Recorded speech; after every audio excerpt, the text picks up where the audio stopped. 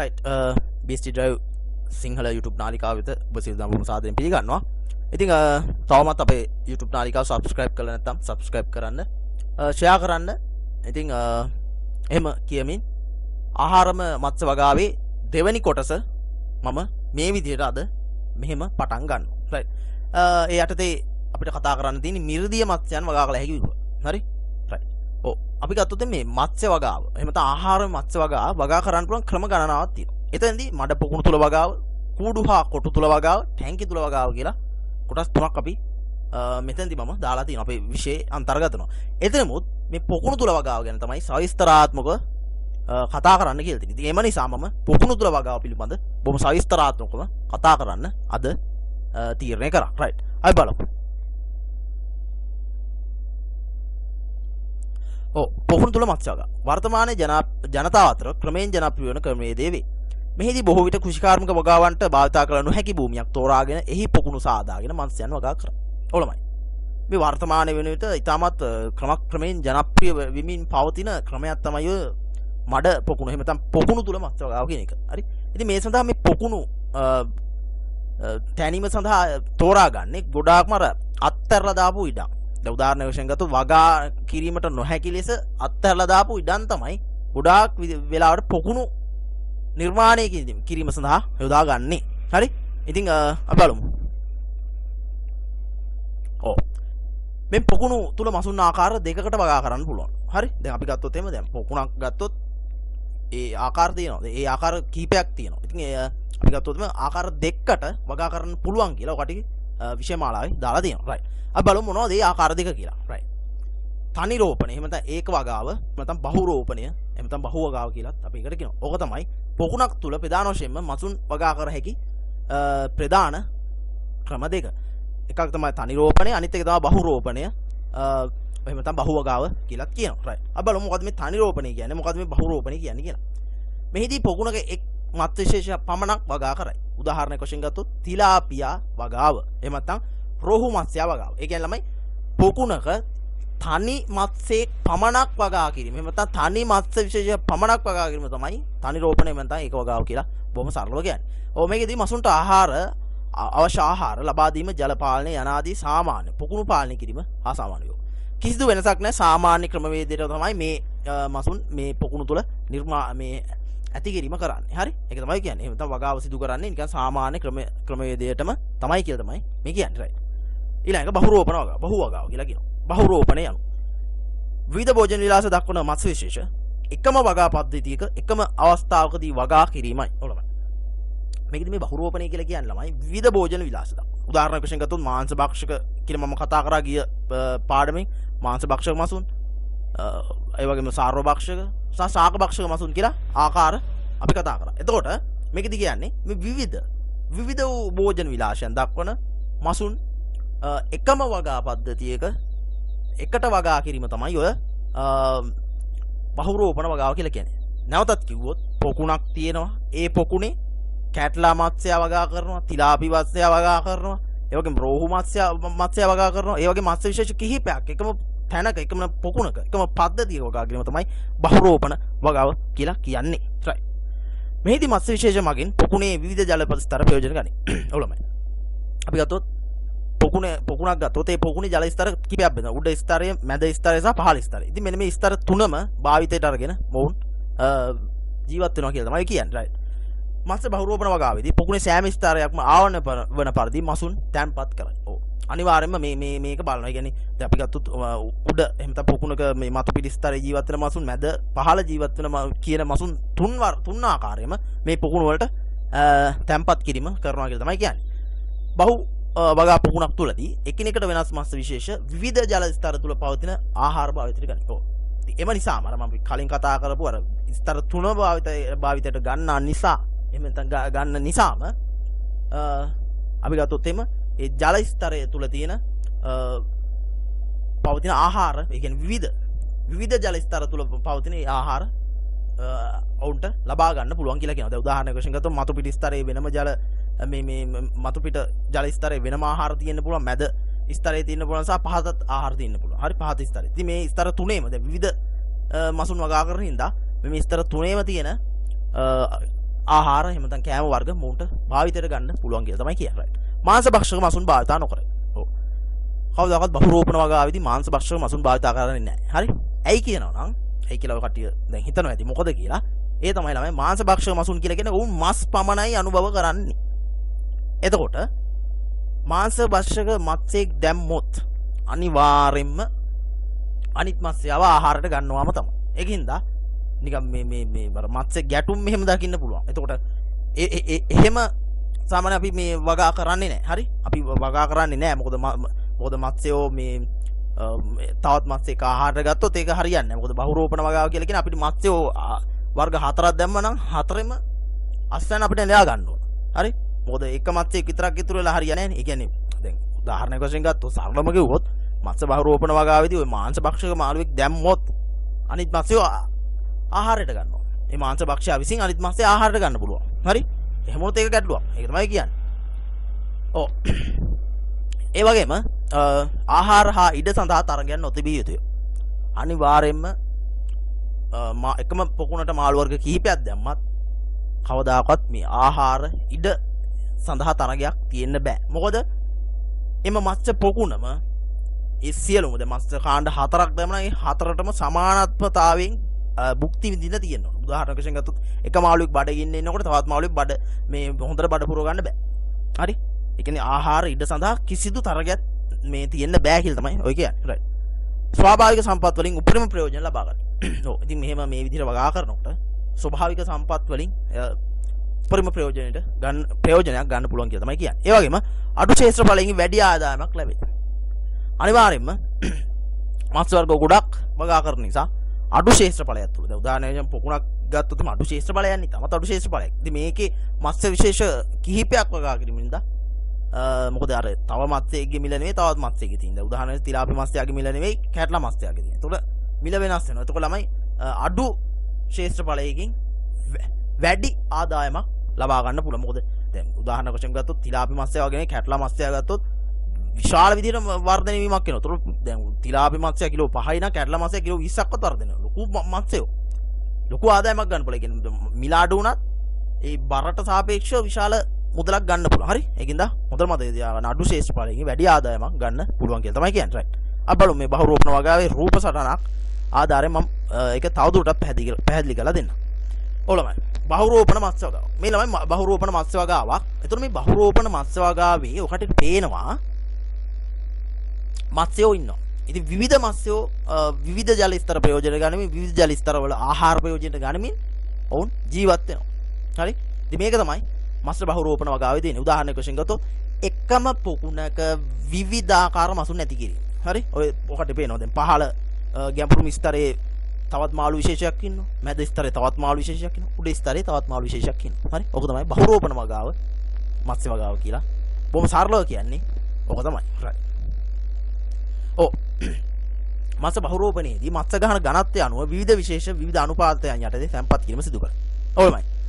අපි ගත්තොත් මේකෙදි මේ මත්ස්‍ය ගහන ඝනත්වය මම ඉදිරියේදී කියලා දෙන්නම්. මම වෙනමම ඒක ඔකට පැහැදිලි කරන්න. නමුත් දැන් මම කියලා දෙන්නේ නැහැ මත්ස්‍ය ගහන ඝනත්වය කියන්නේ මොකක්ද කියලා. නමුත් ඔකට හොඳට මතක තියාගන්න. අපි ගත්තොත් එහෙම මත්ස්‍ය බහුරෝපණ වගාවේදී ඒ මත්ස්‍ය විශේෂ දැන් උදාහරණ වශයෙන් ගත්තොත් මෙතන මත්ස්‍ය විශේෂ 4ක් තියෙනවා. මේ මත්ස්‍ය විශේෂ වගා කරන්නේ අපිට හිතු පළියට වගා කර මේ පොකුණට හඳුනා දෙන්නේ නැහැ. එහෙම නැත්නම් පොකුණේ තැම්පත් කරන්නේ නැහැ. ඒවා ගණනය කිරීම කරලා අදාළ අනුපාතයට. එහෙම නැත්නම් අදාළ මත්ස්‍ය පැටවු ප්‍රමාණය ඒ අදාළ ප්‍රමාණ වලින් තමයි පොකුණු වල තැම්පත් කිරීම සිදු කරන්නේ. දැන් උදාහරණ වශයෙන් ගත්තොත් කැට්ලා 130ක් වගා කිරීම කරනවා. ඒ වගේම රෝහු 15ක් වගා කරනවා. ඒ වගේම මිරිගාල් 30ක් වගා කරනවා. ඒ වගේම සාමාන්‍ය කාපයක් 25ක් වගා කරනවා. ඉතින් ඒ විදිහට තමයි මසුන් වගා කරන්නේ. මේක ඔකට පේන අනුපාතයක් යටතේ වගා කරන්නේ. හරි? ඒතර ගණනය කිරීමක් යටතේ තමයි මේක වගා කරන්නේ. ඒ වගේම මත්ස්‍ය බහු වගාවේදී උදාගත හැකි මත්ස්‍ය සංකලනයක්. ඔව් අපි ගත්තොත් එහෙම දැන් හැම මත්ස්‍යයක්ම වගා කරන්න බෑ. මම කිව්ව උදාහරණයක් වශයෙන් ගත්තොත් මාංශ භක්ෂක මසුන් එක අනිත් මත්ස්‍යව වගා කරන්නේ නැහැ කියලා. එතකොට මේකදි ගත්තොත් මත්ස්‍ය සංකලනයන් තියෙනවා. ඒ මත්ස්‍යයන් එක ඒ වගා කරන්න පුළුවන් මත්ස්‍ය විශේෂ ඉන්නවා. හරි? ඉතින් අපි බලමු කොහොමද මේ මත්ස්‍ය සංකලනයන් මොනවද කියලා. right. ඒක ඉන්දියා කාපු විශේෂ. කැට්ලා රෝහු මිරිගල්. ඒ මතුන් තුන් දෙනා අපිට බහුරෝපණ වගාවේදී වගා කරන්න පුළුවන්. ඒ වගේම තිලාපි විශේෂ තිලාපියා නයිලෝටිකා ඒ වර්ගෙම එකම විශේෂයට අයත් වෙන්නේ. ඉතින් ඔවුන් වර්ග දෙක වගා කරන්න පුළුවන්. ඒ වගේම අනිකුත් විශේෂ සංකලන. උදාහරණයක් වශයෙන් ගත්තොත් රෝහු සහ සාමාන්‍ය කාපයක් කියන ඒ මසුන් දෙවර්ගෙම එකම තැන වගා කරන්න පුළුවන්. මොකද සාමාන්‍යයෙන් මාංශ භක්ෂක මසුන් එකට වගා කරන්නේ නැහැ. අර මම කිව්වා කලින් මොකද්ද හේතුව කියලා. රයිට්. එතකොට මේ මත්ස්‍ය විශේෂ එහෙම තමයි මෙන්න මේ මත්ස්‍ය සංකලන තමයි මත බහුරෝපණ වගාවේදී වගා කරන්නේ බහුලවම. රයිට්. ඊළඟ කොටස යන්න. ඔව් මත්ස්‍ය වගාව සඳහා පොකුණක් සැලසුම් කිරීම. ඕනමයි. අපි ගත්තොත් මේ මත්ස්‍ය වගාව කිරීම සඳහා මේ පොකුණු ගැන කතා කරේ. පොකුණක් සැලසුම් කරන්න ඕන. එතකොට ඒක අපිට හිතුමනාපෙට හිතුණු විදියට ගිහිල්ලා මේ මෙතන හොඳයි කියලා එහෙම බෑ. ඒක ස්ථානයේ තෝරන තැන ඉඳන් සැලකිලිමත් වෙනවා. හරි? ඒතර ප්‍රමිතියක් වෙනවා. ස්ටෑන්ඩඩ් එකක් තියෙනවා. ඒතර ඒ ස්ටෑන්ඩඩ් එක මොකද්ද? ඒක කොහොමද ඒ තෝරා ගැනීම කරන්නේ? ඒ සැලසුම් කිරීම කරන්නේ කොහොමද කියලා අපි දැන් බලමු. ස්ථානයේ තේරීම. ඔලමයි. පොකුණක් තැනීමට සුදුසු ස්ථානයක් තේරීමේදී ප්‍රධාන කරුණු තුනක් ගැන සැලකිලිමත් විය යුතුයි. අනිවාර්යයෙන්ම ප්‍රධාන කරුණු කිහිපයක් තියෙනවා. ඒ ස්ථානයක් තෝරා ගන්න ඕනේ මේ පොකුණක් නිර්මාණය කිරීම සඳහා. අපි බලමු ඒ කරුණු තුන මොනවද කියලා. right. අංක 1 පරිසරය. ඔව් ජලය පස. අපි දැන් බලමු ටිකෙන් ටික එකෙන් එක අරන් අපි බලමු මොනවද පරිසරය ගැන මේ සැලකිලිමත් වූ කාරණා, ජලය ගැන මොනවද මේ සැලකිලිමත් වූ යුතු කාරණා, ඒ වගේම පස පිළිබඳව මොනවද මේ සැලකිලිමත් වූ යුතු කාරණා කියලා අපි බලමු. right. ඔව් පොකුණක් ඇදීමට සුදුසු පරිසරය තෝරා ගැනීමේදී සැලකිලිමත් වූ ප්‍රධාන කරුණු අපි බලමු.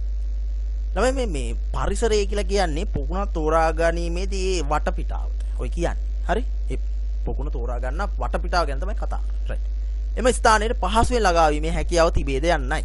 පොකුණක් ඇනු පසු අස්වැන්න නෙලා ගන්නා තෙක් සිදු කළ යුතු නඩත්තු කටයුතු රාශියක් ඇති බවින් පුද්ගලයන්ට එම ස්ථානයට ළඟා වීමටත් බඩු භාණ්ඩ ප්‍රවාහණයටත් පහසු ස්ථානයක් වීම අත්‍යවශ්‍යයි. ඔලම. අපි ගත්තොත් එමෙ දැන් පොකුණක් නිර්මාණය කරනකොට අනිවාර්යයෙන්ම බලන්න ඕන මේ ස්ථානයට පහසුවෙන් ළඟා වෙන්න පුළුවන්ද කියන වගේ බලන්න ඕන. ඒ කාරණා පිළිබඳව තාමත් සැලකිලිමත් වෙනවා. දැන් උදාහරණ වශයෙන් ගත්තොත් එමෙ පොකුණක් නිර්මාණය කරනවා කැලෑ ඇස්සේ පාරක්වත් නැති එහෙම පොකුණු නිර්මාණය කළා වැඩක් නැහැ. මොකද අපිට ඉක්මනින් ළඟා වීම හැකියාව තියෙනවා. මොකද මත්ස්‍යයක් දාපු වෙලාවෙ සිට එහෙම තමයි මත්ස්‍යයක් තැම්පත් කරපු වෙලාවෙ සිට අස්වනු නෙලා ගන්නා තෙක්ම අපි අවධානයෙන් ඉන්න ඕන. මොකද මත්ස්‍ය පොකුණට ආහාර ගිහින් දෙන්න ඕන. හරි? මත්ස්‍ය වගාව සඳහා ආහාර මේ අපි මේ දෙන්න ඕන. ඒ වගේම විවිධ අපි ගත්තොත් එමු උදාහරණයක් වශයෙන් ගත්තොත් මේ විවිධ නඩත්තු කටයුතු තියෙනවා. ඒතකොට ඒ වාහන ඒ වගේ දේවල් යන්න ඕන. හරි? එතකොට විවිධ කාර්යයන් තියෙනවා. එතකොට අස්වනු නෙලන්න ඕන. හරි? ඒ වගේ මේ ඒ කියන්නේ මාළු පැටව තැම්පත් කිරීමේ සිට අස්වනු නිලීමේ දක්වා විවිධාකාර නඩත්තු කටයුතු. උදාහරණයක් වශයෙන් ගත්තොත් ජලයේ pH ගේ යම් වෙනස්කම් වෙන්න පුළුවන්. ඒවා බලන්න ඕන. හරි? එතකොට ජල ද්‍රව්‍ය ඔක්සිජන් ප්‍රමාණය ඒ වගේ දේවල් බලන්න විවිධාකාර නඩත්තු කටයුතු තියෙනවා. ඉතින් මේ නඩත්තු කටයුතුත් එක්ක බලනකොට අනිවාර්යයෙන්ම අපිට පහසුවෙන් ළඟා වීමේ හැකි ස්ථානයක් තෝරා ගත යුතුමයි. ඒක තමයි කියන්නේ. ඒ වගේම සොර සතුරන්ගෙන් ආරක්ෂා කරගත හැකි ස්ථානයක් විය යුතුයි. අපි ගත්තොත් කොහෙත් හොරු ඉන්නවනේ. ඉතින් මේ මාළු වගා කරන තැන හොර සතුරු හැම ඉන්න බෑ. හරි? නැත්තම් මාළු ටික හොරකම් කරගෙන යයි දාපුවම පස්සේ එහෙම ස්ථානයක් වෙන්න බෑ. හැකිතා පරිස්සම් කරන්න පුළුවන් තැනක් වෙන්න ඕන. right ඊළඟ. තෝරා ගන්න පරිසරයේ ජලය හා පස දූෂණය නොවි පැවතිය යුතුයි. පැවතිය යුතුය. මේ ලෙඩ රෝග වලින් තොර වූ මත්ස්‍ය වගාව පවත්වා ගැනීමට අත්‍යවශ්‍ය සාධකයකි. අනිවාර්යෙන් තෝරා ගන්න ලද භූමිය හොඳ පිරිසුදු ස්ථානයක් විය යුතුයි. ඒ කියන්නේ කිසිදු රසායනික ද්‍රව්‍යයකින් කිසිදු රසායනික ද්‍රව්‍යයක් වේවා යම් කිසි රස අහිතකර කෙමිකල් එකක් වේවා කිසිදු රසායනික ද්‍රව්‍යයෙන් හෝ වෙනත් යමකින් පස හෝ ජලය එම ප්‍රදේශයේ දූෂණය නොවූ ස්ථානයක් විය යුතුමයි. මොකද යම් කිසි රසායනික ද්‍රව්‍යයක් තිබ්බොත් එපම පසේ අන්තර්ගත වෙලා ඒක වසක් වෙන්න පුළුවන්, වස විස වෙන්න පුළුවන් මොනවා හරි දෙයක් තිබ්බොත් අනිවාර්යෙන් මත්ස්‍යයන්ට ලෙඩ රෝග හැදෙන්න පුළුවන්. හරි? ඉතින් ඒක ගැටලුවක්. ඉතින් ඒ වගේ ස්ථානයක් තෝරා ගැනීමේදී අනිවාර්යෙන් සැලකිලිමත් විය යුතු කාරණාවක් හැටියට අපි ඒක සලකනවා. කෙසේ නමුත් එවැනි ස්ථානයක් තෝරා ගැනීමේදී ඒ වගේ එහෙම නැත්නම් ජලය හෝ පස එම ස්ථානයේ දූෂණය නොවි පැවතීම මත්ස්‍යයන්ට ලෙඩ රෝග වලින් තොර වූ ඉතාම සාර්ථක මත්ස්‍ය වගාවක් ලබා ගැනීම සඳහා ලොකු පිටුවහලක් වෙනවා කියලා තමයි මේ කියන්නේ. ඊළඟ ඇතැම් පළාත්වල වැසි සහිත මෝසම් කාලවල ගම් වතුර වැනි ස්වභාවික උපද්‍රව වලට ගොදුරු වේ. නමුත් පොකුණු ස්ථානගත කරන ස්ථානයේ මෙලෙස ඇතිවන ගම් වතුර උවදුරු වලට ග්‍රාහී නොවන තැනක් කීමත් අවශ්‍යයි. අපි බලමු මේ කොටසේ ඊළඟ එකක් තියෙනවා. ඔව් ළමයි. මේ කියන්නේ ළමයි අපි වගා කරන පොකුණ තියෙනවනේ. අපි මේ පොකුණ ස්ථාපනය කරන තැන තියෙනවනේ මත්ස්‍ය වගාව සඳහා. මෙන්න මේ වගා කරන ස්ථානය එහෙම නැත්නම් වගා කරන පොකුණ අපි අනිවාර්යයෙන්ම මේ වගා කරන තැන මේ ස්වභාවික උපද්‍රව දැන් උදාහරණයක් වශයෙන් ගත්තොත් ගන් වතුර මේවට හසු නොවන තැනක් වෙන්න ඕන. උදාහරණයක් වශයෙන් ගත්තොත් එහෙම අපි දැන් ගන් වතුර කියන්නේ වගා කරන තැන එහෙම නැත්නම් වගා කරන පොකුණ අහු වෙනවා කියන්නකො ගන් වතුරට. අපි දාපු මාළු බඩ ඔක්කොම ගහගෙන යනවා. හරි? ඒ වගේම අනවශ්‍ය මාළු අර ගන් වතුර කියන ඇල දොළ වලින් එන වතුරනේ තියෙන්නේ අනවශ්‍ය මාළු අර පොකුණට එන්න පුළුවන්. ඒතකොට ඒක ලොකු ගැටලුවක්. හරි? ඒතකොට මම ඒක හරියන්නේ නැහැ නේ. මොකද උදාහරණයක් වශයෙන් හිතන්නකො දැන් ගන් වතුර ගල්ලා තියෙන වෙලාවක අර පොකුණත් තනිකර හොදගෙන ගියා කියන්නේ ගන් වතුරත් එක වැඩක් නැහැ නේ. කතා කරලා වැඩක් නැහැ. හරි? ඔකට තේරෙනවා මේ මොකද්ද කියන්නේ. හරි? ඒක තමයි කියන්නේ. right. ඒතකොට ස්වභාවික උපද්‍රව. ඒ කියන්නේ ගන් වතුර ඒ වගේ තැන් වලින් අසු නොවන ස්ථානයක් තෝරාගත යුතුයි කියලා තමයි ඔය කියන්නේ. right. මේකේ තව කොටසක් තියෙනවා. ඔව්. එවැනි උපද්‍රවයට අසු වීමෙන් අධික වේදමත් දරා ලබාගත් මත්ස්‍ය පැටව පොකුණ ඉවත් යාමත් පොකුණට විවිධ අනවශ්‍ය මසුණු වර්ග එක්වීමත් සිදු වේ. මම කියපු කතාව තමයි කිව්වේ. right. ඊළඟට එක. නියං කාලවලදී ජලය රඳවාගත හැකි ආකාර ස්ථානයක් වීම වැදගත්. අනිවාර්යයෙන්ම පසේ ජලය රඳවාගත ගැනීමේ හැකියාව තිබිය යුතුයි. එහෙම නැත්නම් එම ජලය රඳවා ගන්න පුළුවන් ස්ථානයක් විය යුතුමයි. හරි? එතකොට ඒ කියන්නේ නියං කාලවලදී පවද. උදාහරණ වශයෙන් ගත්තොත් වියලි කලාපේ. වියලි කලාපේ අගෝස්තු මාසයේදී වහින්නේ නැහැ. නිකන් අර වියලි ස්වභාවයක් තියෙන වියලි කලාපේ. හරි? එතකොට නියං ස්වභාවයක් තියෙන. ඒක හරිම වචනේ. ඉතින් අපි ගත්තොත් එහෙම මේ වගේ කාලෙදී ජලය රඳවා තබා ගන්න පුළුවන් ස්ථානයක් වෙනවා. දැන් උදාහරණයක් වශයෙන් ගත්තොත් එහෙම මේ මම කිව්වා මම ඔකට පැහැදිලි නේ. ඒ කියන්නේ දැන් උදාහරණයක් වශයෙන් ගත්තොත් එහෙම හිතන්නකෝ දැන් මම තවදුරටත් පැහැදිලි කරලා දෙන්නකෝ. අගෝස්තු මාසයේ වියලි කලාපයේදී වහින්නෙම නැහැ. හරි? වර්ෂාවක් කියන දේ ලැබෙන්නේ නැහැ. බිකිනි ජලය හිඳෙන්නම යනවා. නමුත් මේ අපි වගා කරන ස්ථානයේ ජලය එහෙම සිඳී යාමට ලක් වෙන්න බෑ. අනිවාර්යෙන් මොනම නියංනේ මොන තත්ත්වය ආවත් වතුර රඳවා තබා ගන්න පුළුවන් ස්ථානයක් වෙන්න ඕන කියලා තමයි කියන්නේ. තවත් ඉතාල වැදගත් කරුණක් වුණේ පොකුණ තන්න ස්ථානය වෙළඳ පොළට ආසන්න ස්ථානයක් කීමයි. එමගින් ප්‍රවාහනය සඳහා අනවශ්‍ය වේදම් දැරීමට සිදු නොවීමත් අයිස් දමා ශීතකර ප්‍රවාහනය කිරීම එහෙම නැත්නම් අලුත් මසුන් වෙළඳ පොළට සැපීම හැකියවීමෙන් වැඩි මුදලක් ලබාගත හැකියීමත් වාසියක් වේ. ඔව් උදාහරණයක් වශයෙන් ගත්තොත් තමයි අපි ගත්තොත් මේ වගාව සඳහා තෝරා ගන්නා ලද පොකුණ තනන ස්ථානය අනිවාර්යයෙන්ම මේ ගොඩාක්ම වැදගත් වෙනවා. ඒ වෙළඳ පොළට ආසන්න වීම. දැන් උදාහරණයක් වශයෙන් ගත්තොත් අපි හිතමු මාතලේ ටවුම කියන. මේ මාතලේ ටවුම ආසන්නයේම තියෙනවා. දැන් ආසන්නයේම තමයි වෙළඳ පොළක් තියෙන්නේ. ඉතින් ආසන්නයේම මත්ස්‍ය පොකුණත් ස්ථාපනය කිරීමේ එහෙම තමයි මත්ස්‍ය පොකුණත් තැනීමේ වෙන්නේ තාමත් ඉක්මනින් අපිට මත්ස්‍යස් වනු ගිහින් දාන්න පුළුවන්. එහෙම නැත්නම් ගිහින් දෙන්න පුළුවන් ඒ වෙළඳ මහතුන් වෙත. හරි? මොකද අපේ ගැනුම් කරුවන් වෙත ලබා දෙන්න පුළුවන්. එතකොට ඒක ලොකු වාසියක් කරනවා. ඒ වගේම අයිස් දාන්න ඕනේ නැහැ. හරි? අයිස් දාලා මේ ශීත ප්‍රවාහ මේ ශීත තත්ත්වයට එහෙම ප්‍රවාහණය කිරීමත් මේ අනවශ්‍ය වේදන්නේ වැත්තරම. දැන් උදාහරණයක් වශයෙන් ගත්තොත් කොහේ හරි ඈත පළාතකට අරන් යනවා වගේ නෙවෙයි. අල්ලපු වැටේ දැන් පොකුණ තියෙන භූමියට අල්ලපු වැටේ වෙළඳ පොළ තියෙනවා නම් අපිට තාමත් පහසුයි. අයිස් ඕනෙත් නැහැ. ටිකක් ගාලා මාළු ටික ඇල්ලුවා අයවලෙම අල්ලා ගිහින් දුන්නා. හරි? ඒතර වැඩි ආදායමක් ගන්න පුළුවන් අපිට. වැඩි ලාභයක් ගන්න පුළුවන් කියලා තමයි කියන්නේ. රයිට්. ඊළඟ පොකුණ තැනීමට තෝරා ගන්න ස්ථානයේ ජලය යනු ඉතාවතක සාධකයි.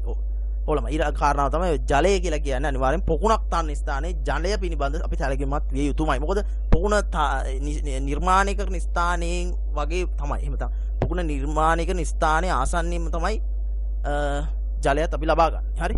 ගොඩක් දුරට. අපි බලමු. පොකුණ ජලය ඉතා පහසුවෙන් ලබා ගත හැකි විය යුතුය. එසේම පහසුවෙන් ඉවත් කිරීමට හැකියීමත් අවශ්‍ය. ඕලමයි. පොකුණේ අපිට ජලය පහසුවෙන් ගන්නත් පුළුවන් වෙන්න ඕනේ. එහෙම නැත්නම් පොකුණේ තියෙන ජලය පහසුවෙන් ඉවත් කිරීමේ හැකියාවත් විය යුතුමයි. හරි? ඒක තමයි කියන්නේ. එසේම ජලයේ මසුන්ට ගැළපෙන රසායනික ලක්ෂණ බලමු. රසායනික ලක්ෂණ pH අගය. හරි? ඔව්. pH අගය කියලා කියන්නේ ළමයි ආම්ලික සහ බාෂ්මිකතාව. තමයි pH අගය කියලා කියන්නේ. හරි? අපි කතා කරමු. තව ඉස්සරහට එනවා. අපි කතා කරමු pH අගය සහ ආම්ලික අගය මේවා කොහොමද කියලා. ඒ වගේම ඔලමයි මම පොඩ්ඩක් pH අගය ගැන ඔකට කියලා දෙන්නම්. pH අගය කියලා කියන්නේ ආම්ලික සහ බාෂ්මිකතාව. උදාහරණයක් වශයෙන් ගත්තොත් 1 සිට 14 දක්වා පරාසයක් තියෙනවා.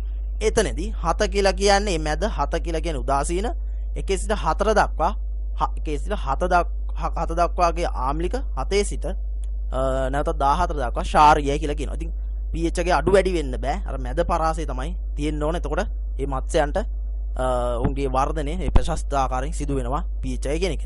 ඒ වගේම ජල ද්‍රව්‍ය ඔක්සිජන් ප්‍රමාණය.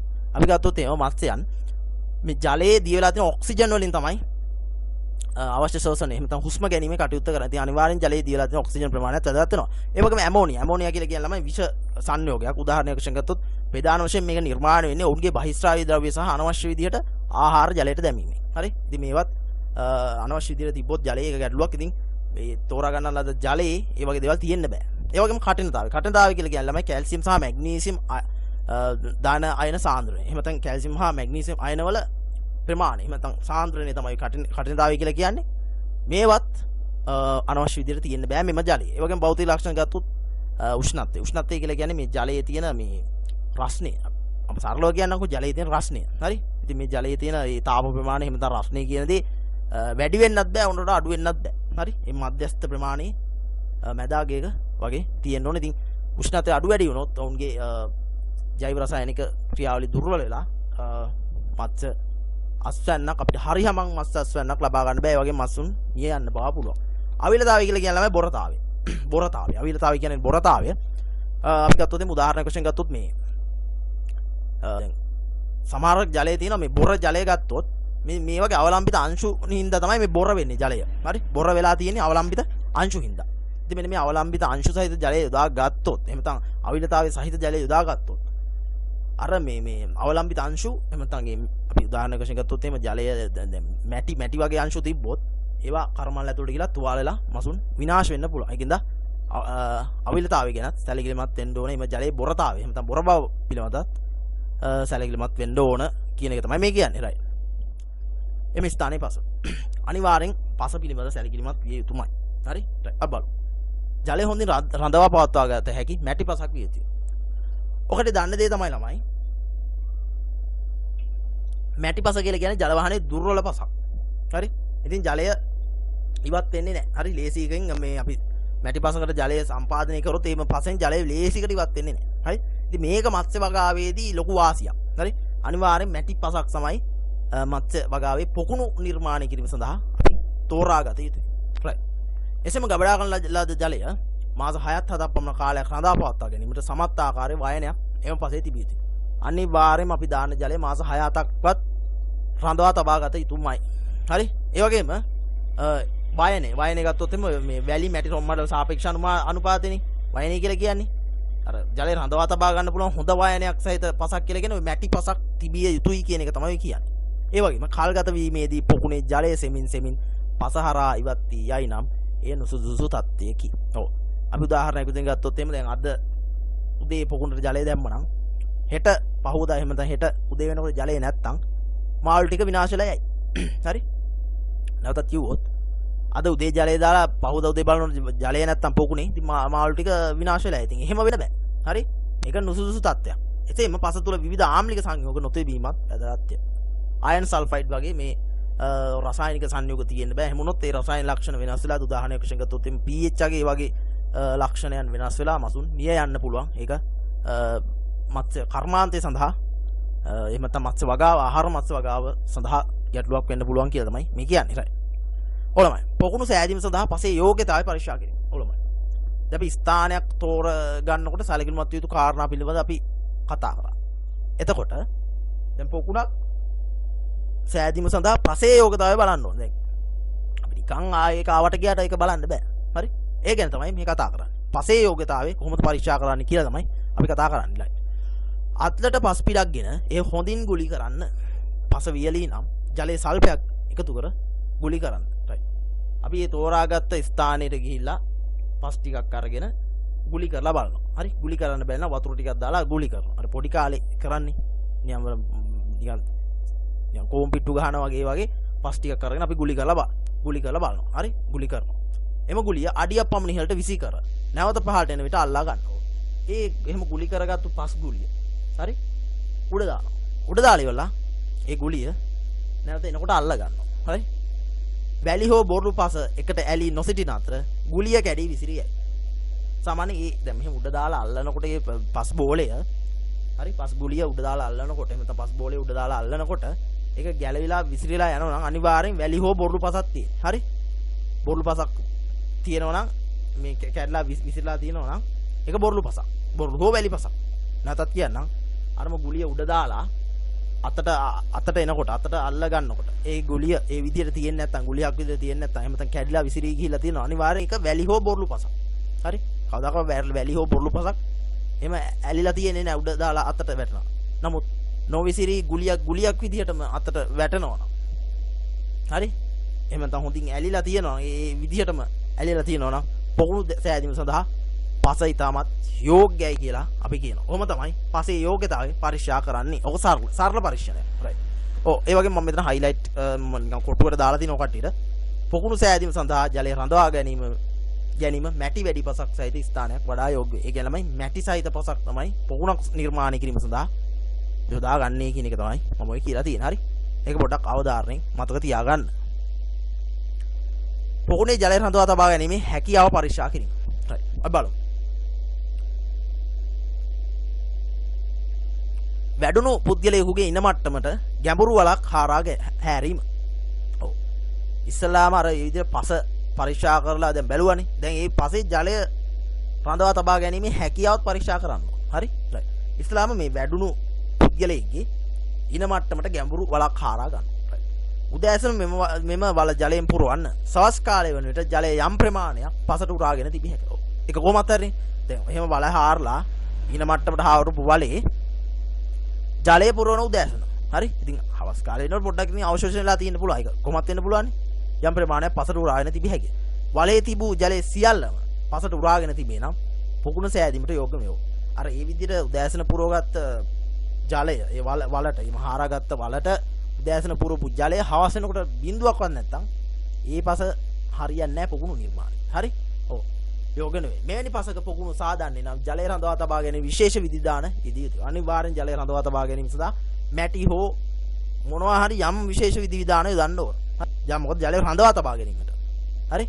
මොකද හරියන්නේ නැහැ. දැන් මොකද මේ මාළු වගා කරලා කොච්චරවත් අපිට ජලය දදා ඉන්න බෑනේ. කොච්චරවත් ජලය දදා ඉන්න බෑ. හරි? රයිට්. ඊළඟ හතරවෙනි කාරණා. සවස් වන විටත් වලේ ජලය රඳා පවතින්නේ නම් එය නැවත ජලයෙන් පුරවා වලේ කට ලෑලි වලින් හෝ කොළා තුලින් ආවරණය කරන්න. පසුදින උදෑසන පරීක්ෂාවේදී වලේ ජලය වැඩි ප්‍රමාණයක් තවමත් ඉතිරිව ඇතනම් මත්ස්‍ය පොකුණු සෑදීම සඳහා පස යෝග්‍යයේ සැලකේ. ඔලමයි. දැන් ওই විදිහට දැන් උදේ ජලය දැම්මා, හවස දානකොට ටිකක් තිබ්බා. ඊට පස්සේ නැවතත් අර පොඩක් අඩු වෙනවනේ වතුර. ඒ අඩු වෙන වතුර ප්‍රමාණය තව වතුර ටිකක් දාලා නැවතත් අර ඒ වල කොළ රොඩු වලින් කොළාතු වලින් ලෑලි වලින් ඒ වලේ කට වහනවා. කට වහලා ආයේ පහුවදා උදේ බලනවා. දැන් මේ දෙවෙනි දවසේ බලනවා. හරි? දෙවෙනි දවසේ පරීක්ෂාවේ වලේ වතුර තවමත් වැඩි ප්‍රමාණයක් ඉතුරුලා තියෙනවා නම් එවැනි ස්ථානයක් ඉතාමත් යෝග්‍යයි පොකුණක් නිර්මාණය කිරීම සඳහා. මොකද මේ පස්සේ අනිවාර්යෙන් ජලය රඳා පවතිනවා කියන එක තමයි ඔය කියන්නේ. හරි? මම හිතන්නේ පැහැදිලි වෙන්නේ නැති පොකුණේ ජලය රඳවා තබා ගැනීමේ හැකියාව පරීක්ෂා කරන්නේ කොහොමද කියලා. රයිට්. ඔවලමයි. අපි බලමු දැන් මත්ස්‍ය පොකුණක් සකස් කරන්නේ කොහොමද කියලා. ඔව් මත්ස්‍ය පොකුණක් සකස් කරන ආකාරය. පොකුණේ ප්‍රමාණය වර්ග මීටර 300ට වැඩි විය යුතුය. පොකුණ විවිධ හැඩයන්ට සැකසිය හැකි වුවද ඍජු කෝණාස්ත්‍රාකාර හා සමචතුරස්ත්‍රාකාර පොකුණ වඩා යෝග්‍ය වේ. මේ දින ළමයි. හරි? පොකුණේ දිග සහ පළල සහිත මේ දල සැලැස්මක් මම දාලා තියෙනවා. හරි? ඕක තමයි සමචතුරස්ත්‍රාකාර හැඩේ වගේ කියලා කියන්නේ. හරි? කියන්නේ මේ සුජු කෝණාස්ත්‍ර හැඩේ තමයි ඔය තියෙන්නේ. හරි? ඍජු කෝණාස්ත්‍ර හෝ සමචතුරස්ත්‍රාකාර හැඩ තමයි වඩාත්ම යෝග්‍ය වෙන්නේ. මෙතන තියෙන නිකන් ඍජු කෝණාස්ත්‍ර වගේ හැඩයක් තමයි මෙතන තියෙන්නේ. ඒක පොකුණේ. පොකුණට ආලෝකය ලැබෙන පරිදි පොකුණු භූමියේ දෙවෙනි එක පොකුණට ආලෝකය ලැබෙන පරිදි පොකුණු භූමියේ ගස් ඉවත් කළ යුතුය. අතර පොකුණට හොඳින් ආලෝකය ලැබෙන පරිදි පොකුණේ දිශාව සකස් කළ යුතුය. දික් අක්ෂය උතුරු දකුණු දිශාව ඔස්සේ. ඔලමයි. මම ඉස්ලාම එකෙක් වෙන්නේ පොකුණේ ප්‍රමාණය අනිවාර්යෙන් වර්ගඵලය මීටර වර්ග මීටර 300ට වඩා වැඩි වෙන්න ඕන. හරි? එතකොට සමචතුරස්‍රාකාර හැඩයට සමචතුරස්‍රාකාරෝ ඍජු කෝණාස්ත්‍ර හැඩයට තමයි මේ පොකුණ හදන්නේ. හරි? විවිධ හැඩ තියෙනවා. රවුමට හදන්නත් පුළුවන් පොකුණ. නමුත් මත්ස්‍ය වගාවේදී ආහාර මත්ස්‍ය වගාවේදී ගොඩක් දුරට පොකුණ නිර්මාණය වෙන්නේ ඍජු කෝණාස්ත්‍ර හැඩය තමයි වෙන්නේ. හරි? ඒ වගේම දෙවෙනි එකේදී මම කිව්වේ පොකුණට ආලෝකය ලැබෙන පරිදි. දැන් උදාහරණයක් වශයෙන් ගත්තොත් මේ ඕනම සතෙකුට ආලෝකය පෙද අපිට උනත් ආලෝකය පෙන්නේ. ශාක විවා සංශ්ලේෂණය සඳහා ආලෝකය ඕන. ඒ වගේ මේ මත්ස්‍යයන්ටත් හොඳින් ආලෝකය ලැබෙන්න ඕන. ඉතින් හොඳින් ආලෝකය ලැබෙන පාරදී මේ මත්ස්‍ය පොකුණ ස්ථානගත කරන්න ඕන. හරි? රයිට්. පොකුණක දිග පළ සහිත මේ දල සැලැස්ම ඔකටට පේන තියෙනවා. ඔය මැද තියෙන ළමයි පොකුණ. හරි? මීටර් 30ක්. දිග මීටර් 20ක් පළල පොකුණ තමයි ඔය තියෙන්නේ. ඊළඟ පොකුණ සීමාව දාලා තියෙනවා ඔකට මෙතන. පොකුණ සීමාව දාලා තියෙනවා. ඒ වගේම පොකුණේ ඉවුර. එහෙම නැත්නම් පොකුණේ කණ්ඩිය. කණ්ඩිය සඳහා මීටර් 6ක් කණ්ඩිය සඳහා මීටර් 6ක පළල සහිත පොකුණු කණ්ඩිය වෙන් කරලා තියෙනවා. ඒක තමයි පොකුණක දල සැලැස්ම වෙන්නේ. හරි මේ විදිහට තමයි පොකුණ නිර්මාණය කරන්නේ. මේකෙදි වෙන්නේ ළමයි මේ මැද තියෙන මේ පොකුණ කියලා ගහලා තියෙන මැද ඒ කොටස පසෙත් ඒ විදිහටම හාරලා පස් ටික ඉවත් කරගෙන කණ්ඩිය නිර්මාණය සඳහා ඒ හාරලා ඉවත් කරවපු පස් ටික අපි තියා ගන්න ඕනේ. මොකද පස් එහෙම අයින් කරන්නේ නැහැ. හරි මැද පස් හාරලා විසිකන්නේ නැහැ. කණ්ඩිය නිර්මාණය කිරීම සඳහා මීටර් 6 පොකුණු කණ්ඩිය කියලා තියෙන්නේ. මම ඒක පැහැදිලි කරන්න ඉස්සරහට. හරි කණ්ඩිය නිර්මාණය කිරීම සඳහා මේ පස් ටික තියා ගන්න ඕනේ. අපි බලමු. තව ටිකක් පැහැදිලි වෙයි ඉස්සරහට. ඔව් පොකුණු දිග හා පළල 3:2 අනුපාතය වන පරිදි පොකුණේ බැම්ම මීටර් 6ක් පළල වෙන්වන පරිදි විය යුතුය. අනිවාර්යෙන් පොකුණේ දිග හා පළල. හරි 3:2 වෙන්න ඕන. අර මම ගත්තේ පොකුණේ දිග මීටර් 30යි පළල මීටර් 20යි කියන අනුපාතය. මේ 3:2 අනුපාතය තමයි කියන්නේ. ඒ වගේම පොකුණේ බැම්මෙහි ඔව් පොකුණු බැම්ම ඔය ඔකට පහළ රූප සටහනේ පේනවා කොහොමද මේ පොකුණු බැම්ම මිනිස්සු කොහොමද නිර්මාණය කරන්නේ කියලා. ඔය බැම්ම ගැන තමයි කතා කරන්නේ. හරි බැම්ම හදන්න තමයි මීටර් 6ක ප්‍රමාණයක් අර ඉඩ තියලා තියනවා කියලා කිව්වේ පොකුණේ දල සැලැස්ම තුල. හරි එතකොට ඔය කියන්නේ පොකුණේ බැම්ම මීටර් 6ක් පළල වෙන් වෙන පරිදි විය යුතුය කියලා කිව්වේ. ඒ ටික තමයි පොකුණේ බැම්ම තමයි නිර්මාණය කරන විදිහ තියෙන්නේ. ඒ වගේම පොකුණේ සෑදීමේදී එහි ගැඹුර මීටර් 1.5 ප්‍රමාණය පවත්වා ගත යුතුයි. ඔය රූප සටහනේ ඔකටට පේනවා මිනිස්සෙක් ඉන්නවා පොකුණට බැහැලා. හරි ඔය හැඩය තමයි පොකුණ හදන්නේ. එතකොට දැන් මිනිස්සෙක් ඉන්නවා පොකුණට බැහැලා. ඔන්න ඔය ගැඹුර ඔය මිනිස්සයා බැහැලා ඉන්න ප්‍රමාණය තමයි පොකුණේ ගැඹුර කියලා කියන්නේ. ඒක ළමයි මීටර් 1.5 පමණ ප්‍රමාණයක පවත්වා ගන්න ඕනේ. ඒ වගේම පොකුණේ බැම්ම හා බිත්ති ශක්තිමත් වීමට පස් දමා තලා ආනතෝ සැකසිය යුතුය. අතර එය සේදී යාම වැළැක්වීමට එහි මතු පිට තෘණවගා කළ යුතුය. ඔලම අනිවාර්යයෙන්ම මොකද මේ ඔය බැම්ම තියෙනවනේ. ඔය බැම්ම හොඳ ශක්තිමත් බැම්මක් කරනවා. ඔය බැම්ම තමයි හදන්නේ. හරි පේනවනේ තලලා හදනවා. එතකොට ඒ වගේම ඔය බැම්ම තලලා ආනත විදිහට ඔය තියෙන හැඩේ ආනත හැඩේ කියලා කියන්නේ. හරි ඇලවනේ තියෙන්නේ. ආනත සකස් කරන්න ඕන. ඒ වගේම පොකුණේ බැම්මේ පහළ කොටස පස් වලින් හොදා යම් වැළැක්වීම සඳහා තෘණ වගා කිරීමක් කරන්න ඕන. හරි ඒක තමයි කියන්නේ. ඒ වගේම පොකුණු පත්ල පිටවාන දෙසට ආනතව අඟලක් හෝ බටයක් ස්ථානගත කිරීමෙන් පතුලේ ජලය හිස් කිරීම පහසුයි. කොළමයි. පොකුණේ මේ ජලය ඉවත් කරන්න ඕන. ඒ වගේම පොකුණු පත්ලේ ජලය එහෙම ඉවත් කරන්න ඕන. එතකොට තමයි පිටවාන කියලා කියන්නේ අර වැවක සොරවුව වගේ පොකුණේ තියෙනවා ජලය ඉවත් කිරීමේ කොටසක්. ඉතින් මෙන්න මේ පිටවාන දෙසට ආනතව. ඒ කියන්නේ පිටවාන දෙසට ආනතව අඟලක් කියලා කියන්නේ කාණුවක් හරි බටයක් හරි ස්ථානගත කිරීමෙන් මේ පතුලේ ජලය තමයි ලේසියෙන් හිස් කරන්න පුළුවන් කියලා කියනවා. රයිට්? ඔය තමයි කියන්නේ. මම දැන් පැහැදිලි ඇති කොහොමද පොකුණ නිර්මාණය කරන්න කියලා. ඉතින් මේ ටික තමයි ඔකට අහන්නේ මම දීපු ටික තමයි ඔකට ඇහුවොත් අහන්නේ. හරි? එතනින් අහන්නේ නැහැ මහලුකට. මේ ටික හොඳට බලා ගන්න. රයිට්. මේ දෙන්න තමයි පොකුණේ ඛණ්ඩිය නිර්මාණය කරන විදිය දල රූප සටහන දාලා මේ ටික ඉතින් ඇඳ ගන්නවා හොඳයි. හරි? එතකොට ඔකට පේනවා මේ මුදුන තියෙනවා මීටර් 1.5. හරි? මුදුන තියෙනවා. ඒ වගේම මම අර කිව්වේ තනකොළ මේ හිටවනවා කියලා. හරි? බැම්මේ පිටත මේ තියෙන්නේ පෙඩැලි හෝ පලා වර්ග බැවීම. හරි? පිටත බෑවුම. මේ තියෙන ඇතුළත බෑවුම. අර ඔකට දැක්කේ මිනිසෙක් බහැලා මේ ඉන්න ඒ ඇතුළේ බෑවුම. හරි? මේ ඇතුළේ බෑවුම තමයි මේ මිනිස්සු ටික හැදුවේ. ඒ වගේ මේ තියෙන කණ්ඩිය, ඒ වගේම අර ගැඹුර මිනිස්සයා බහැලා හිටියේ. මේ තමයි ඒ පොකුණේ ගැඹුර. ඔකට පේනවා මේ ජලය තියෙන ඇතුළත. ඒ වගේ මෙන්න මේ ආනත හැඩයට තමයි මේ තියෙන ළමයි මේ ආනත හැඩය. හරි?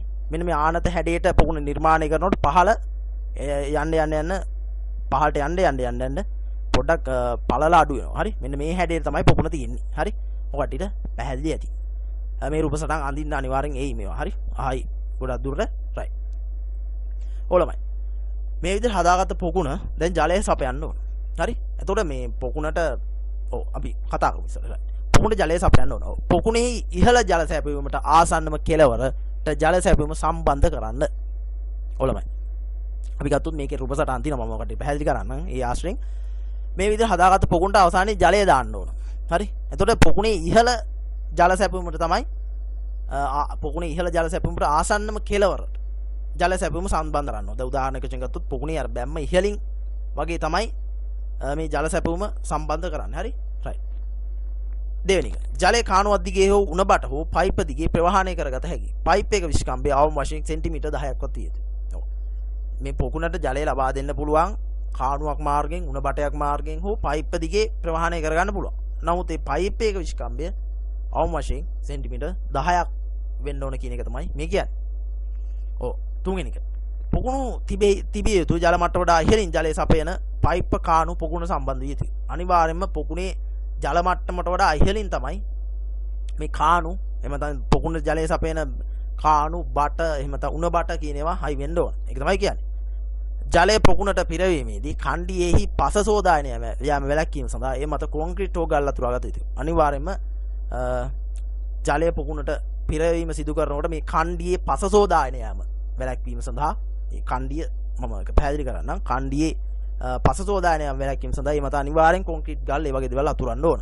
ඒ වගේම කුඩා කාණුවක් දිගේ ජලය සපයා ගන්නේ නම් පොකුණ පිරවූ පසු එම කාණුව ලෑලි සහ මැටි භාවිතයෙන් වසා තබන්න.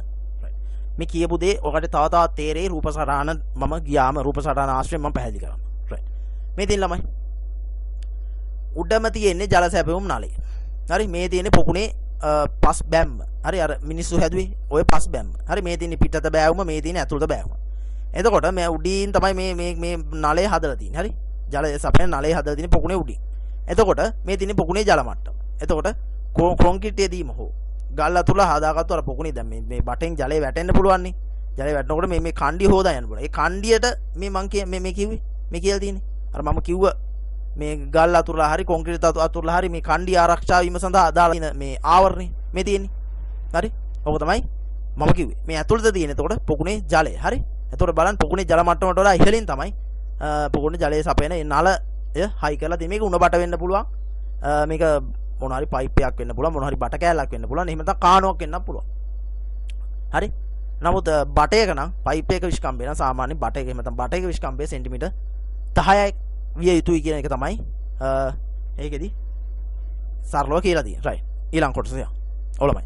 මේ තියෙන්නේ අර දැන් අපි කලින් මම පෙන්නුවේ බටයක් ආධාරයෙන්. එතකොට මේ තියෙන මේ කාණුවක් ආධාරයෙන් ජලය සපයන කාණු කොටස. හරි? ඒ කියන්නේ ජල සැපුම් කාණුවක් ලෑලි සහ මැටි යොදා වසා තබන ආකාරය. අර මම අවසානට කිව්වේ කාණුවකින් යොදා ගන්න ඕන. අනිවාර්යෙන් ඒ කාණුව මැටි හෝ ලෑලි කැලි දාලා වහලා තියෙන්න ඕනේ කියලා. එතකොට මේ ලෑලි සහ මැටි දාලා වහලා තියෙන විදිය තමයි මේව කටට පේන්න තියෙන්නේ. ඔව්. අදට අවසාන කොටස තමයි මේ අපි කතා කරන්නේ. අන්තිම කොටස. ඉතින් රයිට්. පොකුණු තුලට ජලය පිවිසෙන පිරවුම් මග සැකසීමේදී සැලකිය යුතු කරුණු.